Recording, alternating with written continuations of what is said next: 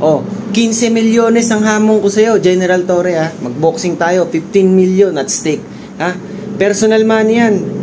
Pusta ka din. So ito mga tol, papawisan tayo sa umaga.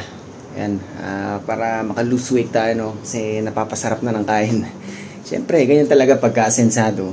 Pagka may pera, kain-kain na lang sa mga mamahaling restaurant.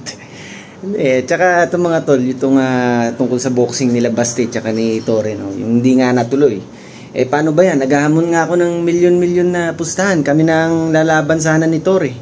Dahil nga gusto ko sana maging substitute dito kay Baste kung talagang wala na siyang planong lumaban. Ewan ko, ang tingin ko pa naman sa mga Bisaya, matatapang. Tsaka may, yung kumbaga pagka naghamon yung talagang papalag talaga anytime, anywhere. Yan ang tingin ko sa mga Bisaya kahit nga sila Teves yung mga makapangyarihan dyan sa Negros kahit yan, kaya kong hamunin yan dahil nga tingin ko may yagballs yan no? Kaso nasa piitan ngayon.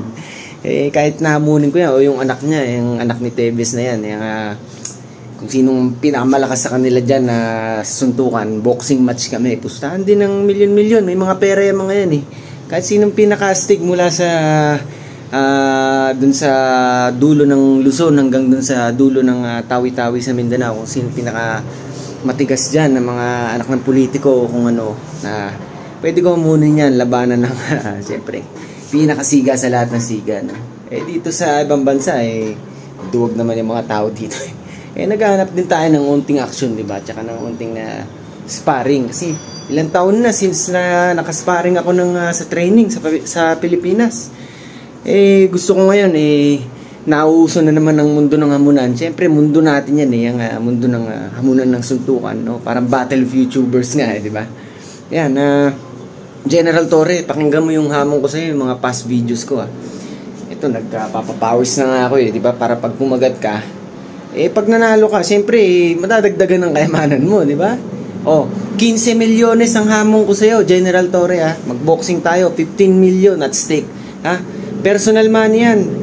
Pusta ka din, tapos iba pa yung sa ticket selling, donate natin yan sa mga tao kung sinong mananalo ng pera, donate natin sa mga tao, saksi ang mga nakapalibot sa mga opisyal na yung pera talaga very transparent yan, mapupunta sa mga beneficiary, for a good cause to, talunin mo ako, General, tsaka para may substitute yung mga Maka Duterte, di ba?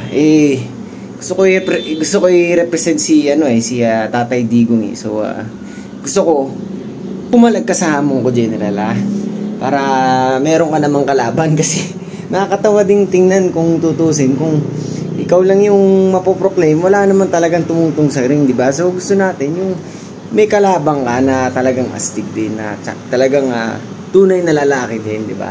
Mapalag.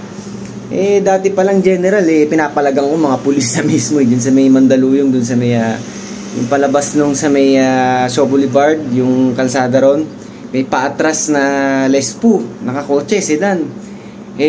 Nag-inarte, bumusina lang ako.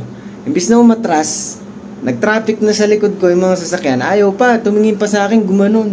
Di ginawa ko, binabaan ko talaga, tapos sukbit ko yung baril ko. Sukbit, binaba ko, nakita ko may sky blue na t-shirt, police, nakalagay doon sa harap, pinagyabang pa alam ko police to, hindi naman to kulokoy siguro.